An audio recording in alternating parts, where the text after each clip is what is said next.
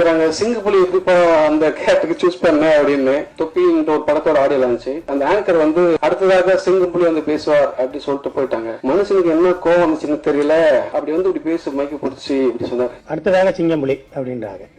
நம்மளும் நீ தெரிஞ்சுக்கங்க, அல்டிமேட் ஸ்டார் அஜித் சாரை வச்சும் ரெட்டுன்னு ஒரு படம், அப்புறம் சூர்யா வச்சு மாயாவின்னு ஒரு படம், அப்புறம் ஏவிஎம் தயாரிச்ச பேரழகன் படத்துக்கு வசனம் எழுதியிருக்கேன். வெற்றி பெற்ற ரேணி உண்டாங்கிற படத்துக்கு வசனம் எழுதியிருக்கேன். சுந்தர் சாட்டை 8 படம் கதை வசனம் எழுதியிருக்கேன். சுந்தர் சாட்டை ஒரு 14 படம் அசிஸ்டண்டா வேலை பார்த்திருக்கேன். பிதாமகன் நான் கடவுள் நேஷனல் படத்துல எல்லாம் நான் தான் கோ டைரக்டரா இருந்திருக்கேன்.